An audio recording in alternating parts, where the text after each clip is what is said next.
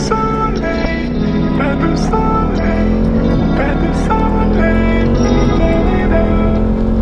pas de soleil, pas de soleil, pas de soleil. Yo, good morning, Sunday morning.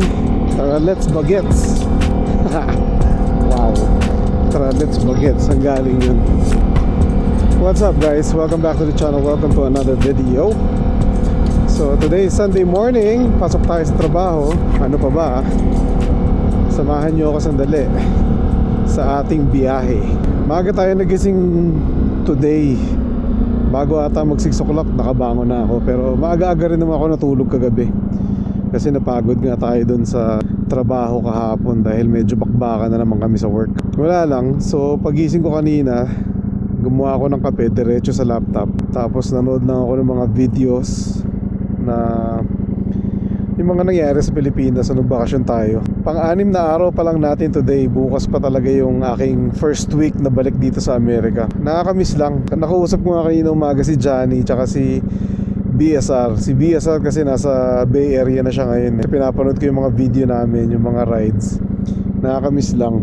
Parang sabi ko nga kay Johnny, ang daming nangyari, pero parang ang dami ring missed opportunities hindi namin nagawa as a group, or at least mga nabisitang lugar tsaka mga tao. Kaya yun, sabi nga ni Johnny, di bali ibig sabihin lang yan, marami pa tayong pwedeng gawin pag bumalik daw uli ako dun. Kaya sana nga makasabay natin si Omar TV pag bumalik tayo sa Pilipinas. Yun, ibang klaseng experience na naman yun, kasama ang DLS riders tsaka syempre yung family natin sa Las Piñas.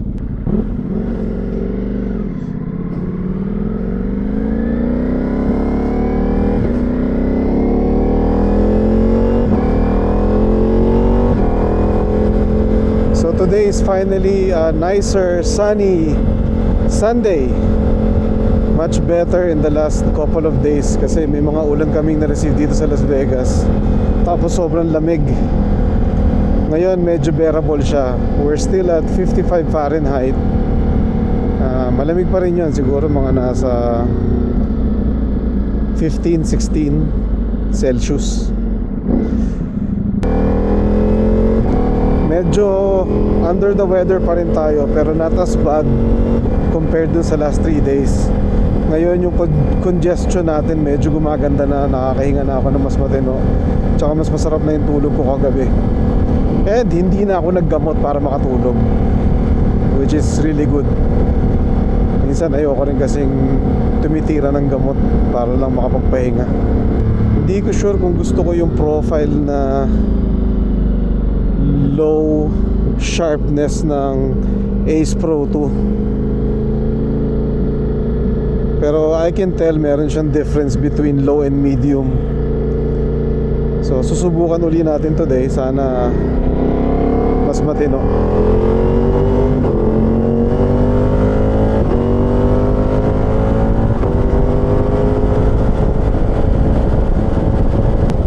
Tsaka napansin ko rin yung audio natin kahapon, maski eto tumatakbo tayo ng mabilis-bilis sa freeway, naiintindihan pa rin yung boses ko. Okay din pala yung mic system natin na nakakabit dito sa helmet na to. Medyo nahinaan lang ako dun sa audio na nakapatong sa Cardo. So kailangan ko siyang i-inspect, kasi yung conversations natin with Cardo magiging ano yun, parang mahina, baka hindi nyo marinig. So silipin natin sa day off yan, kakalkalin natin tong helmet na to kung anong nangyari. Baka na misplace lang siya.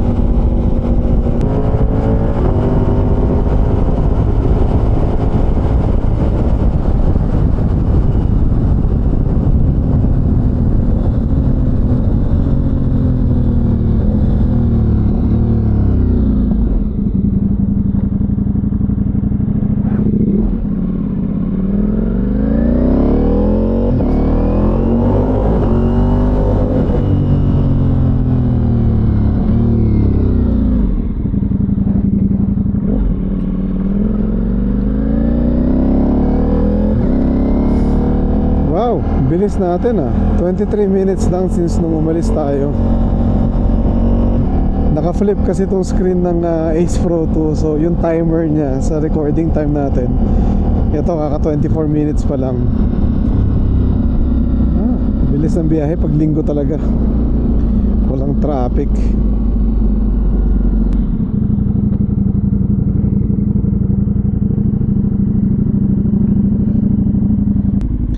Pag maganda-ganda raw yung panahon, mag-ano daw siya, mag-hyper daw siya papasok. Hyper motard. Grabe yun, nag 16,000 miles na pala yung motor na yun. Tapos hindi niya pa masyadong pinagagamit yun kasi dumating yung hyper. Isipin mo yun. Siguro nakasave na siya so far ng mga at least 2,000 miles dun. Wala pa. Si George din wala. Or hindi siya nag-ride na naman. Alright, we are here. Woo! Alright, so we are finally here. Mamaya na lang natin ito ituloy pag uwian na. Baka natin si Omar TV tsaka sana si George nag-ride din. Alright guys, see you guys in a bit. Peace. Sunset! Not even sunset yet. Even, bro. Maliwanag pas maliwanag yan. Look what happened. Bam! That's what happens when you drive hard. You need Orion to fix this. Orion. Gracias. Yung maingay ba na pag pinakasabay si Johnny na maingay sa sa kalye, sasabihin niya may naka-Orion. Naka-Orion ba talaga? O pag maingay lang naka-Orion na talaga. I think pag maingay lang Orion. Orion na. Akala ko kasi pag talaga nakikita niya Orion talaga yung exhaust eh. Pero matulis din naman talaga ang mata niya. I mean nakikita niya yun. Pero hindi nasa likod eh. Babagay, may naka-Orion sa likod, no? Parang, ano? Confirm mo nga, bro. Sabi ni Kupa. Uy, may tailbag na. Po, naubos yung baterya ni Bumok. I know. Malakas boses mo yun ah. In-adjust ko yung ano nga eh. Yun sa app. Ay, malakas kayo no? Oo. Ganda yung ano. Maganda yung receipt niya. Nakakaputangin na. Ano sa mirror? Yan ba yung $300? Fake yan, fake lang yan, fake lang. So magkano yan? Basta fake. Uwi na naman guys. Ah shit.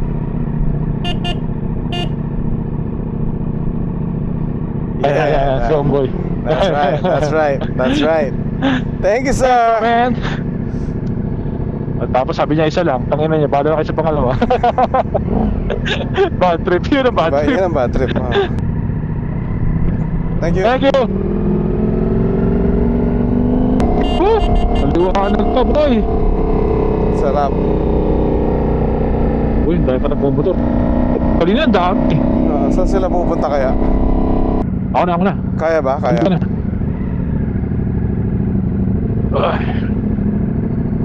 Lakas ko sa gasolina this week ah. Ubus na oh. Bakit? Ha? Upa ka ng upa kasi. Upak ba? Utangin. Kinamutin mo na lagi. Shhh! Nga, maingay. Upak ang puta. Okay, go. Upak, wala kang windshield boy. Hindi, walang upak. Relax, chillax. Yeah.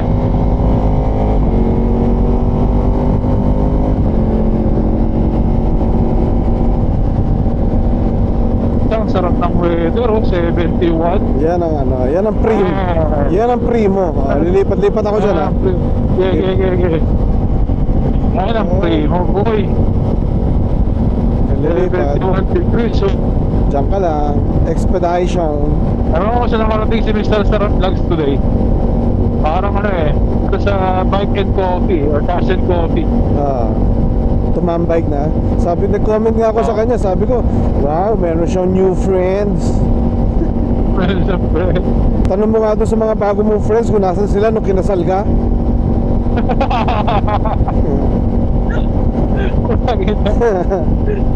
Interrupt mo na porque tinatrabaho tayo.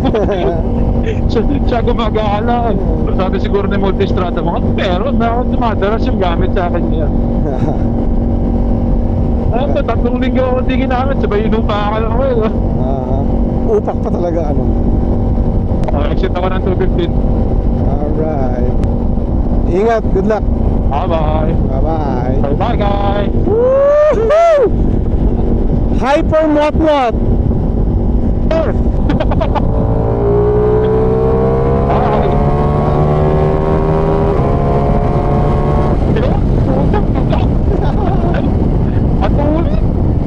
Group connection lost. Solo riding na tayo guys. Himiwalay na si Omar TV kasi may dadaanan pa siya dun sa 215 sa west yun eh, sa west. Ang taas pa ng araw. 5:50 pa lang kasi wala pang 6 o'clock kaya ganyan yan.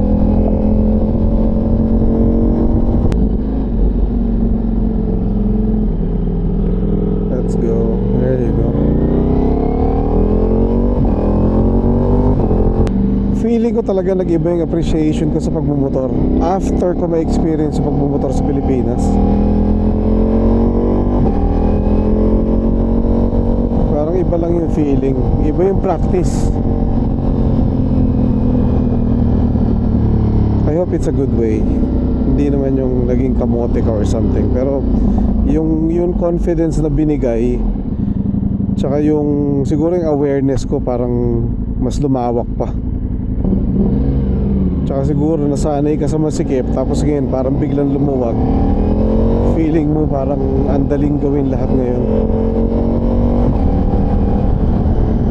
which is a good thing I think. Kasi dati talaga masyado tayong defensive. I think it was over defensive.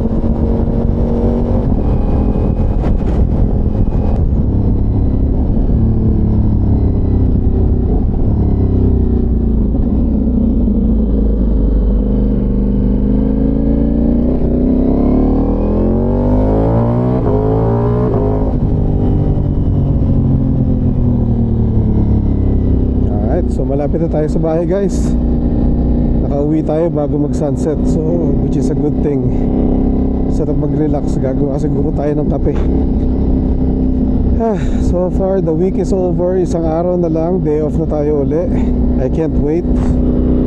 Sana makagawa tayo ng video para makapag-edit at makapag-share sa inyo. So this is where we're gonna be ending the vlog again. Thank you for coming with us at work. Thank you. Happy Sunday. Maraming salamat sa inyo, sa ating mga new subscribers. Grabe, overwhelming yun, lalo na yung mga video natin sa Manila. Ang dami tayong nag-gain na subscribers. Tsaka parang mas maraming nagko-comment lately ngayon, kaya parang nakakatuwa lang. Pati yung watch hours natin sobrang nadagdagan, kaya super appreciated and nakaka-motivate pa na gumawa ng maraming videos. Comment lang kayo down below kung ano gusto nyo makita na ginagawa dito sa Vegas, or gusto nyo mapuntahan namin. Paplanuhin namin yan para magawa namin yung ride. So yeah, just let us know. Comment kayo ha. And sa mga old subscribers natin, tsaka yung mga matagal nang nakatambay sa ating channel, maraming salamat sa inyo for continuing to support the channel. Alright guys, ako'y nandito na sa bahay. Maraming salamat. We'll see you guys on the next video, okay? God bless everyone and be a blessing to one another. Peace! Pas de soleil, pas de soleil, pas de soleil, pas de soleil.